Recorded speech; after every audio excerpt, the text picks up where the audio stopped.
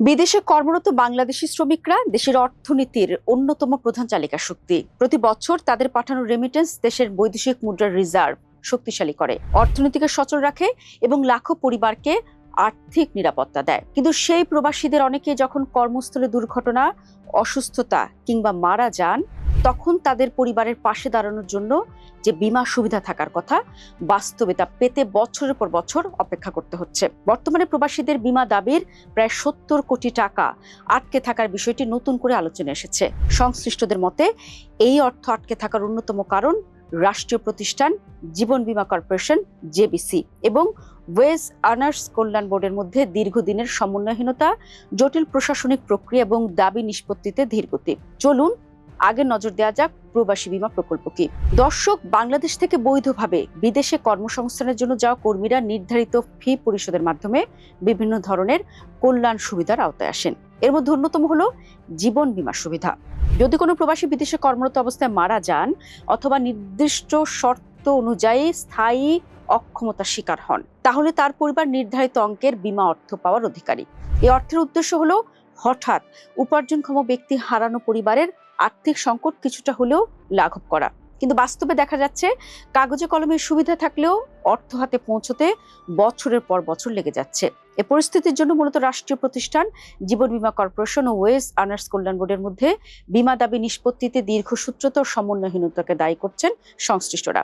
এর ফলে শুধু প্রবাসীদের কল্যাণই ব্যাহত হচ্ছে না, ক্ষুণ্ণ হচ্ছে সরকারি প্রতিষ্ঠানগুলোর বিশ্বাসযোগ্যতা।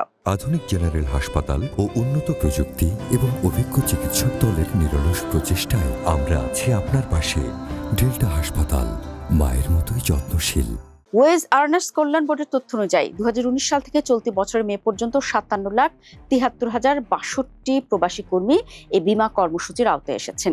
এ সময় তাদের কাছ থেকে সংগৃহীত প্রিমিয়াম হিসেবে বোর্ড জীবন বীমা কর্পোরেশনকে পরিশোধ করেছে 488,52,37,740 টাকা। অথচ গত এপ্রিল পর্যন্ত এই প্রিমিয়ামের বিপরীতে বীমা দাবি নিষ্পত্তির হার মাত্র 56.11%। তথ্য পর্যালোচনায় দেখা যায় চলতি বছরের জুন পর্যন্ত মৃত, অঙ্গহানির শিকার ও দেশে ফিরে আসা 2,100 প্রবাসী কর্মী ও তাদের পরিবারের প্রায় 69,73,00,000 টাকার বীমা দাবি এখনো বকেয়া। অন্যদিকে জীবন বীমা কর্পোরেশনের দাবি ওয়েজ আর্নার্স কল্যাণ বোর্ডের কাছে তাদের 22,81,00,000 টাকার প্রিমিয়াম আটকে আছে। এই বকেয়া অর্থকে কেন্দ্র করে চলতি বছর ফেব্রুয়ারি থেকে জুন পর্যন্ত জীবন বীমা কর্পোরেশনকে নতুন প্রিমিয়াম পরিশোধ বন্ধ রাখে ওয়েজ আর্নার্স কল্যাণ বোর্ড। ফলে দুই প্রতিষ্ঠানের টানা পড়েনে আটকে যায় হাজারো প্রবাসী পরিবারের প্রাপ্য অর্থ। বিদেশগামী সব কর্মীর জন্য বীমা সুবিধা এখন বাধ্যতামূলক। এই লক্ষ্যে 2023 সালে প্রবাসী কল্যাণ ও বৈদেশিক কর্মসংস্থান মন্ত্রণালয়, ওয়েজ আর্নার্স কল্যাণ বোর্ড এবং জীবন বীমা কর্পোরেশনের মধ্যে নতুন চুক্তি হয়। চুক্তি অনুযায়ী 18 থেকে 55 বছর বয়সী যে কোনো বিদেশগামী কর্মী এককালীন 1,000 টাকা প্রিমিয়াম দিয়ে 5 বছর মেয়াদী বীমা সুবিধার আওতায় আসতে পারেন। আর কর্মীদের কাছ থেকে সংগৃহীত এই প্রিমিয়াম ওয়েজ আর্নার্স কল্যাণ বোর্ড সরাসরি জীবন বীমা কর্পোরেশনকে দিয়ে থাকে। বীমা সুবিধার আওতায় আসা কারো মৃত্যু কিংবা দুর্ঘটনার সম্পূর্ণ স্থায়ী অক্ষমতা বা পঙ্গুত্ব বরণ করলে পরিবারকে 10 লাখ টাকা পর্যন্ত ক্ষতিপূরণ দেওয়ার বিধান। আংশিক অক্ষমতার ক্ষেত্রেও নির্ধারিত হারে অর্থ দেওয়া হয়। এছাড়া বিদেশে যাওয়ার 6 মাসের মধ্যে চাকরি হারিয়ে দেশে ফিরতে বাধ্য হওয়া কর্মীদের জন্য আর্থিক সহায়তার ব্যবস্থা রাখা হচ্ছে। চুক্তি অনুযায়ী বীমা কার্যক্রম থেকে অর্জিত লভ্যাংশ ওয়েজ আর্নার্স কল্যাণ বোর্ডের সঙ্গে ভাগাভাগি করার কথা।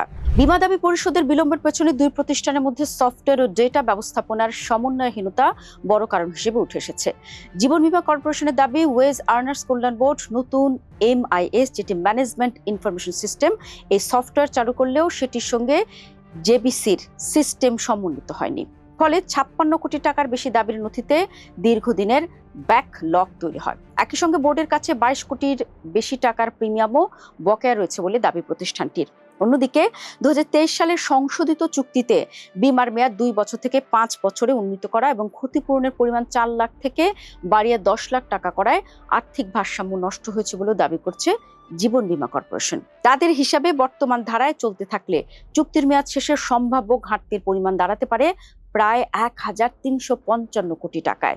দর্শক, দুই প্রতিষ্ঠানের পাল্টাপাল্টি দাবি দেওয়ার মাঝখানে সবচেয়ে বেশি ক্ষতিগ্রস্ত হচ্ছেন প্রবাসী কর্মী ও তাদের পরিবার, যাদের জন্যই এই বীমা কর্মসূচি চালু হয়েছিল। জীবনের ঝুঁকি নিয়ে বিদেশে কাজ করতে গিয়ে কেউ মারা গেছেন, কেউ দুর্ঘটনায় পঙ্গুত্ব বরণ করেছেন, আবার কেউ কাজ হারিয়ে ফিরেছেন দেশে। অথচ সংকটের সময় যে আর্থিক সুরক্ষা পাওয়ার কথা ছিল তা পেতে তাদের মাসের পর মাস অপেক্ষা করতে হচ্ছে। এক কথা বলা যায়, প্রায় 70 কোটি টাকার বীমা দাবি আটকে থাকা শুধু প্রশাসনিক জটিলতার একটি উদাহরণ নয়, এটি হাজারো প্রবাসী পরিবারের অনিশ্চয়তা, আর্থিক সংকট এবং রাষ্ট্রীয় সেবার সীমাবদ্ধতার প্রতিচ্ছবি।